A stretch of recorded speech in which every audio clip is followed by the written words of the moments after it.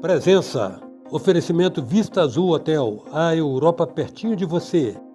E Med Senior, plano de saúde para bem envelhecer. A presença hoje é de um representante de uma instituição, uma sociedade secular, centenária, que sempre foi revestida de uma certa discrição, digamos assim.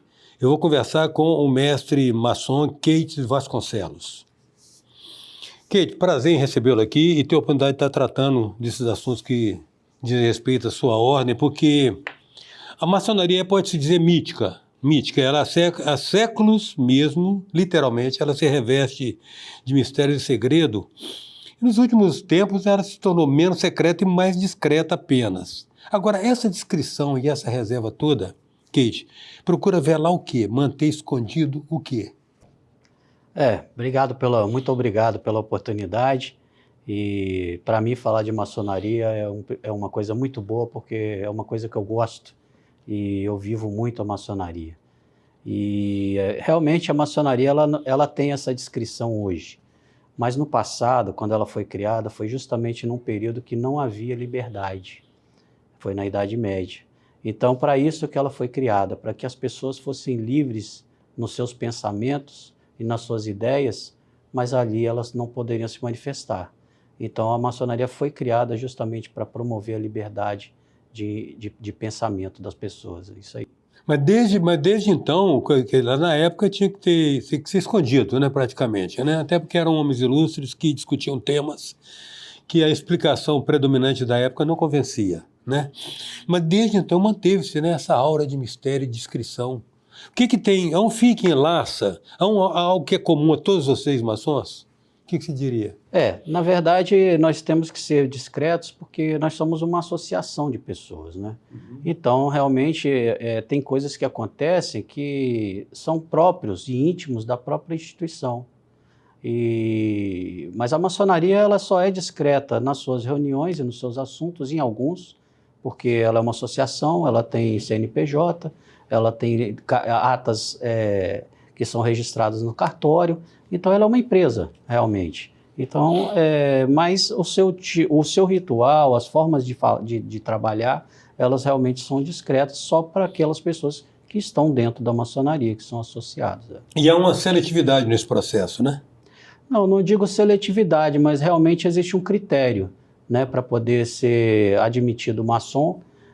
Então tem que ser uma pessoa que nós chamamos livre e de bons costumes. Então elas são pessoas boas, porque a maçonaria não transforma uma pessoa ruim.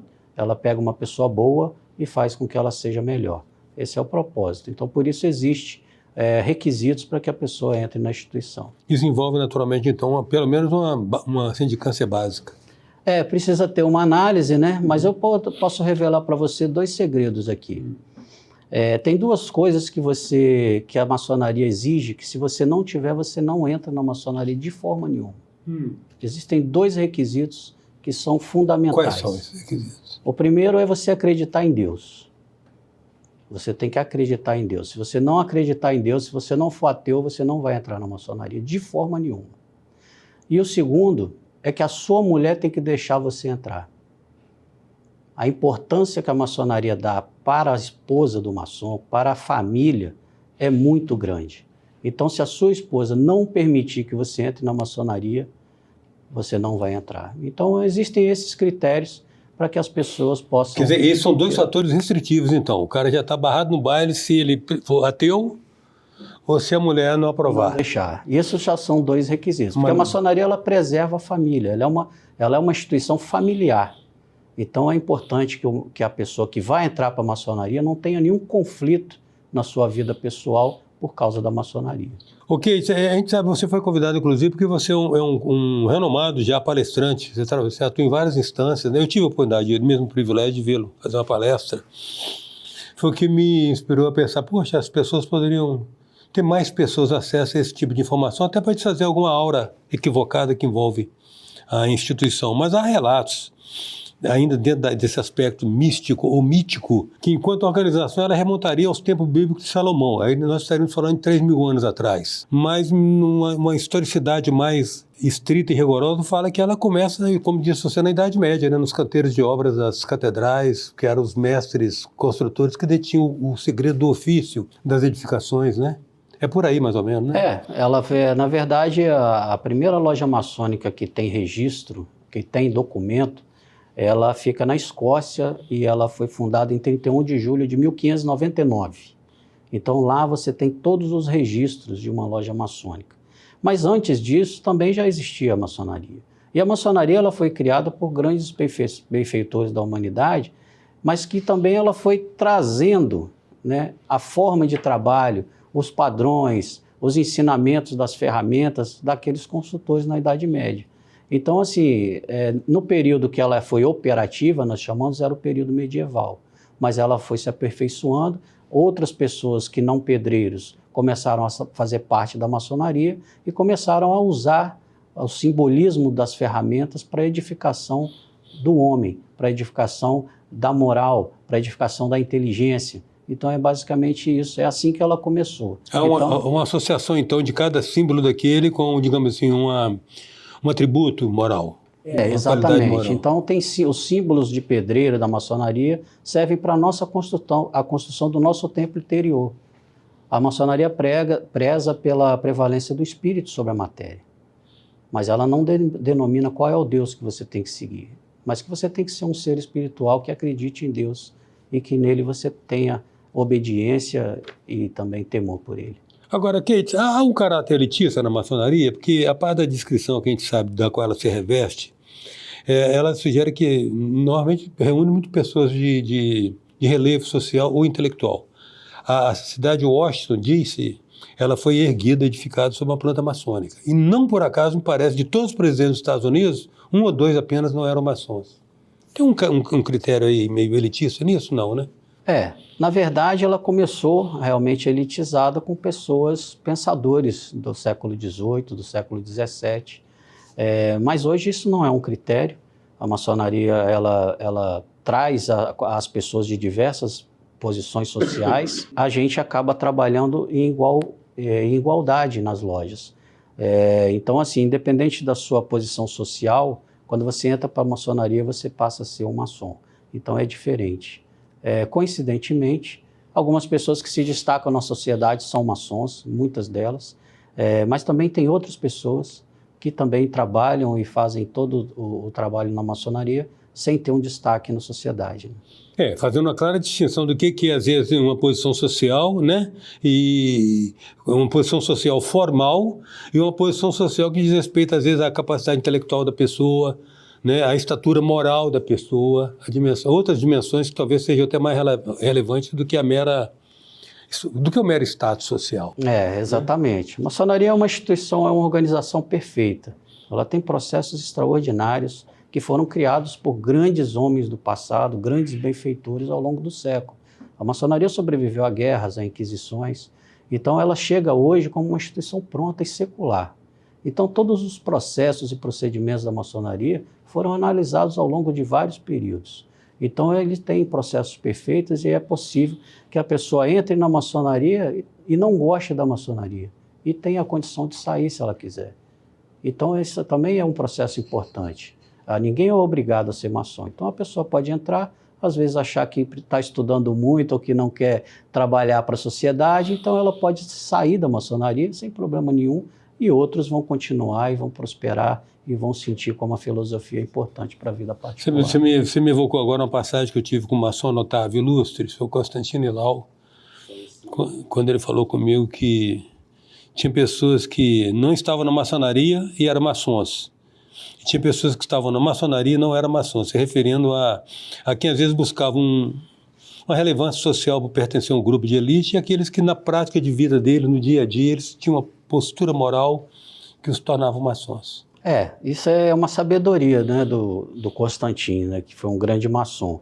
E o que acontece? Cada ser humano tem o seu tempo de amadurecimento. Assim são os maçons. Cada maçom tem o seu tempo de amadurecimento. Então, alguns vão amadurecer mais em determinados comportamentos, e outros menos. Outros, às vezes, vão demorar mais para amadurecer. Então, é isso que o Constantino falou. Então, às vezes, tem pessoas fora da sociedade que seriam excelentes maçons, que se tivesse o conhecimento e a forma de trabalho da maçonaria, eles seriam pessoas mais eficazes, mais eficientes. E a maçonaria, ela dá esse potencial, ela potencializa a sua forma de trabalho para a sociedade, né, para as instituições. E isso é maravilhoso. A sua história com a maçonaria, particularmente, ela é um pouco conhecida pela profusão de palestras que você faz. E algumas você faz com uma plena identificação com, digamos, com a jornada maçônica. Quando começa essa história sua com a maçonaria? Na verdade, foi, na minha visão, assim, a maçonaria para mim é uma bênção. É uma bênção na minha vida porque eu amadureci muito quanto maçom. E eu gostei muito da filosofia, da instituição e das pessoas que fazem parte da maçonaria. Então, ela é uma instituição muito importante. E realmente aí eu comecei em 2008, né? Fui em todos os graus da maçonaria até o 33, e fui estudando a maçonaria e participando e trabalhando por ela. E aí cheguei ao cargo de venerável mestre, que é o presidente de uma loja maçônica, que é uma função muito honrosa, né? Porque é uma função que os irmãos da loja escolhem você para ser o líder. Porque a maçonaria, ela ajuda muitas instituições. Onde tem maçonaria tem escola, onde tem maçonaria tem saúde, onde tem maçonaria tem religião. Então a maçonaria, ela ajuda a todas as instituições, e por causa dos maçons. Então aí eu comecei realmente a fazer umas palestras, faço palestras apresentações para públicos, né? Variados, e também para os maçons. Então eu gosto de falar da maçonaria, que é uma coisa que eu sou fã e que eu trabalho muito por ela, porque eu gosto. Então você está o quê? 18 anos? 18 anos de maçonaria. Você se encontrou plenamente, então? Plenamente. Me identifiquei com a filosofia e principalmente com as pessoas que fazem parte da maçonaria. Então eu trabalho muito pela maçonaria, atendo muitos irmãos de vários lugares. E aí, recentemente, a minha mulher Rosana disse assim, né? Ô Kate, você já percebeu que você só fala com maçom? Você já percebeu que você só anda com maçom? E aí eu falei, realmente, mas os meus melhores amigos são maçons. A maçonaria me deu os melhores amigos na minha vida. E disse mais a ela, Eustáquio. Eu disse a ela que tudo que eu fizer pela maçonaria é muito pouco do que a maçonaria me deu. Tudo que tenho e tudo que sou, eu devo à maçonaria, porque a maçonaria me fez amadurecer e tomar decisões importantes na minha vida pessoal e profissional. Então eu sou um maçom muito feliz. A presença hoje é do mestre maçom Kate Vasconcelos. A gente volta já. Venha viver momentos inesquecíveis no Hotel Vista Azul, nas Montanhas Capixabas. Resort com piscina interna e externa, quadras de tênis, jacuzzi, suítes amplas e confortáveis, lounge com lareira e um mirante com vista para a Pedra Azul. Hotel Vista Azul, a Europa, pertinho de você. Voltamos com presença, oferecimento Vista Azul Hotel, a Europa, pertinho de você, e Med Senior, plano de saúde para bem envelhecer. Voltamos com a presença do Kate Vasconcelos, senhor Kate Vasconcelos, mestre maçom, que está nos desnudando alguns aspectos que estão no imaginário popular a respeito dessa sociedade tão secreta e agora tão discreta. O Kate, é uma questão, alguns mitos, né? A questão do bode preto, o que é? O pessoal das igrejas rechaçavam vocês, que achavam que vocês cultivavam o bicho lá, ou coisa ruim, e usam um bode preto para festejar o bode preto. O que tem de concreto nisso aí? Essa lenda do bode é uma coisa que persegue a maçonaria há muitos séculos, né? E a maçonaria nunca se defendeu disso, né? Então ela foi levando isso de uma forma jocosa. Então por isso que existe mascote hoje, né? Nos clubes, porque os maçons têm gostos em comum, né? São várias pessoas, têm gostos em comum, então eles vão criando grupos, né, de gostos em comum. Então tem o bodes do asfalto, que é o pessoal que anda de motocicleta, tem o bodes do tatame, que é o pessoal que luta, tem o bodes do aviador, que são os que tem avião, tem os bodes do pedal, que são aqueles que... Então, assim, tem vários grupos, e o bode simplesmente virou apenas um mascote, não tem bode na maçonaria. E aí, recentemente, eu descendo na garagem do meu prédio, um vizinho olhou por cima do carro e falou assim, e aí, Kate, vai montar num bode, né? Eu falei, que bode, pô, não tem bode na maçonaria. Eu de terno preto, vou para a maçonaria, vou montar num bode. Então, o bode é uma lenda, é uma coisa que não existe bode na maçonaria. Isso é só um... Mas eu acho interessante o seguinte, a maçonaria, quando você rememorou para nós no primeiro bloco, ela surgiu com homens. Ela, quando se torna maçonaria simbólica, que toma como referência até as ferramentas dos pedreiros, ela usou aquilo tudo com a analogia da edificação do espírito humano, né? Da edificação do espírito, da retidão, tá? Mas é interessante como as igrejas também, ao longo do século, insistiram em trabalhar em cima da ignorância popular, criando narrativas que não tinham o mínimo fundamento, né? Eu já vi realmente pessoas evangélicos, católicos, repudiar a maçonaria como se fosse algo sinistro. É uma história até que que entristece um pouco a gente, no meu caso pessoal, né?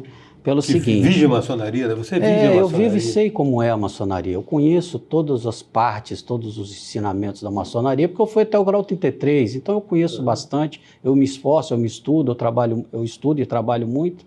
E aí o que acontece? Por exemplo, a primeira Constituição em 1723 foi redigida por James Anderson, um bispo presbiteriano. O irmão maçom que fundou a Igreja Batista no Brasil se chama Salomão Ginsburg, maçom. O que acontecia na época? Na Constituição do Império, a religião católica era a única religião reconhecida no Brasil. Quando o Salomão Ginsburg, por exemplo, trouxe a Igreja Batista dos Estados Unidos, quando ele criava as reuniões, ele era xingado, ele era apedrejado. Os templos que ele construía eram quebrados. E aí o que aconteceu? A Igreja Batista começou a se reunir dentro das lojas maçônicas. Porque a maçonaria ela só preza pela liberdade. A maçonaria ela quer a liberdade de todos, inclusive a liberdade de reunião e de religião, de qualquer pessoa. Por isso que a maçonaria adota todas as religiões. Então é muito triste, às vezes, você ver algumas instituições falarem mal da maçonaria, sendo que elas iniciaram por causa da maçonaria, porque se não fosse a maçonaria, talvez não teríamos a Igreja Batista e nem a Igreja Presbiteriana no Brasil.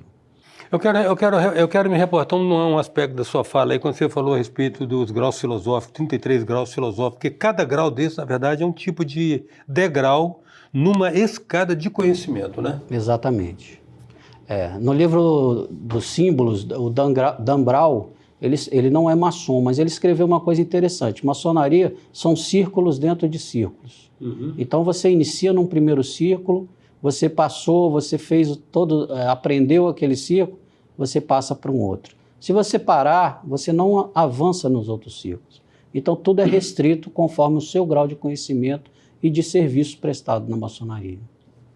Agora, os símbolos, sinais e toques são também seculares, né? Sim, em todo o mundo, inclusive. Né? São universais, seculares e universais. A maçonaria... Tanto funciona aqui quanto funciona... Se você for em Portugal, se você for a Londres, se você for na Argentina, no Chile, é tudo igual, é a mesma maçonaria. Então, tudo isso realmente é igual para todo mundo. Então, você pode se encontrar um irmão em qualquer parte do planeta, porque a maçonaria está no mundo inteiro, e aí você vai encontrar aquele irmão e vai ter o mesmo tratamento, e muitas vezes você vai se comunicar muito bem com ele, mesmo sem falar o idioma. Aliás, confirma para mim também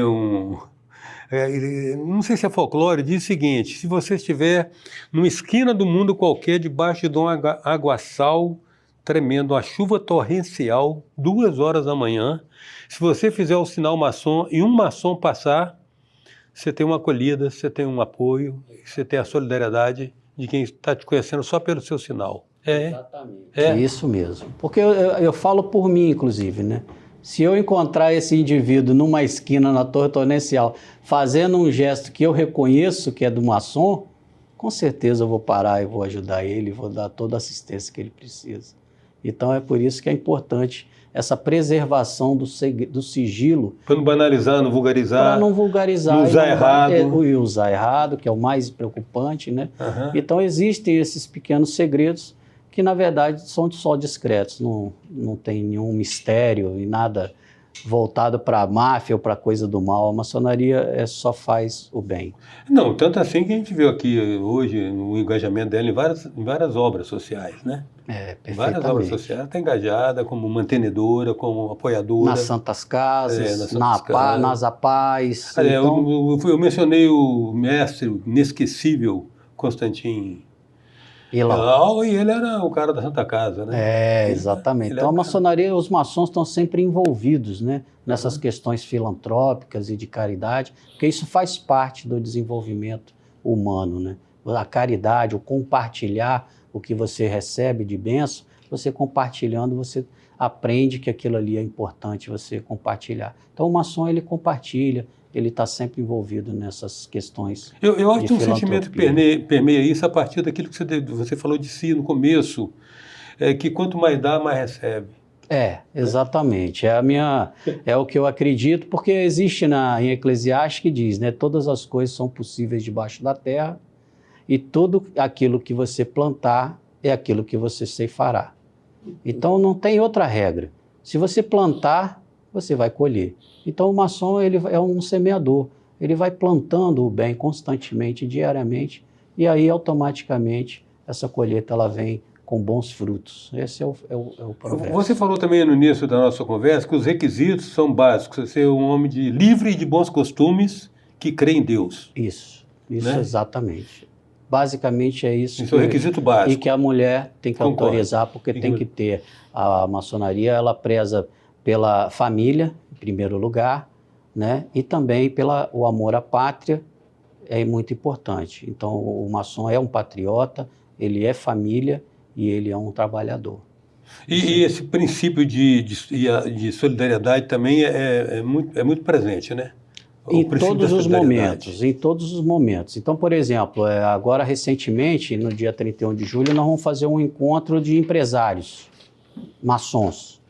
Então vão ter empresários e cunhadas, né? As esposas nós chamamos de cunhadas. Então nós promovemos aí um encontro de empresários, vamos convidar grandes empresários do Brasil para fazer uma palestra, para motivar os irmãos, contar um pouco da sua história, falar um pouco dos seus negócios, da sua visão de futuro e falar um pouco da maçonaria na vida deles. E isso tudo é 100% beneficente. A renda vai ser doada toda exclusivamente para o Instituto Cultura Viva, do maestro Eduardo Lucas e da cunhada Jaqueline, que levam esse instituto muito bem e ensinam crianças carentes, né, a música, o canto e a música clássica, que é maravilhoso, fica no bairro São Pedro. Recomendo você conhecer Cultura Viva. Kate, acredita-se a maçonaria, a gente não sabe onde começa a lenda, termina a realidade, começa a lenda, ou começa as narrativas que nunca se confirmaram, ou se confirmaram foram de maneira muito discreta. Acredita-se a maçonaria uma participação relevante em vários momentos da vida nacional, talvez por reunir pessoas muito ilustres, muito relevantes na vida social da época, né?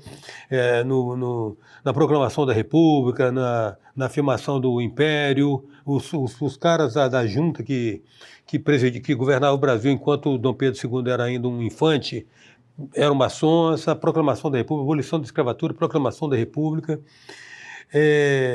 Acredita-se a participação e a articulação ativa da maçonaria na condução desses eventos. O que explica o seu distanciamento do debate político atual? Na maçonaria, a gente, na nossa Constituição, inclusive, nós somos proibidos de debater política partidária.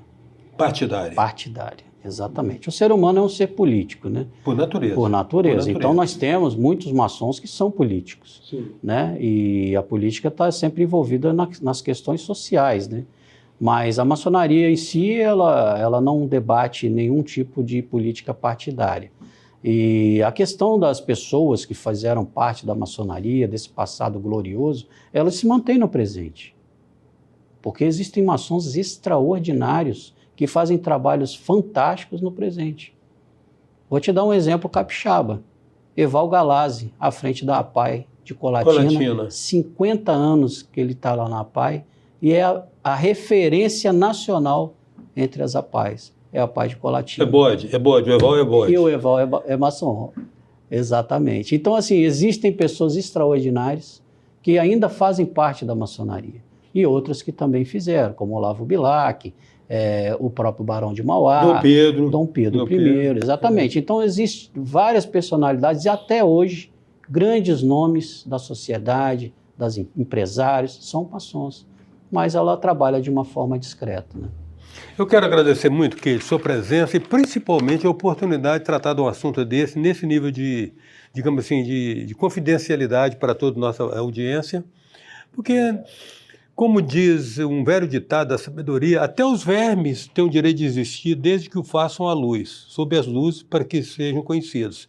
E é muito bom trazer uma luz sobre esse assunto, que é um assunto que ainda é tratado de uma maneira muito velada e muito folclórica, né?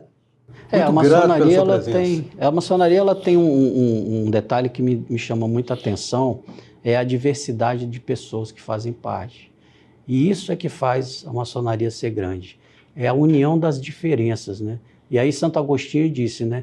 Na essência somos todos iguais, nas diferenças nos respeitamos. E é exatamente isso que a maçonaria faz. Então é uma instituição fantástica e recomendo a todos a conhecer um pouco mais, a verdade, não de ouvir dizer, não de boatos. A maçonaria tem sites, as lojas têm sites, tem Instagram. Então acho que vale a pena as pessoas conhecerem mais e não repetirem os boatos que aconteciam no passado. E obrigado pela oportunidade. Maneiro, foi um prazer para mim. A presença hoje do mestre maçom Keide Vasconcelos. Até já.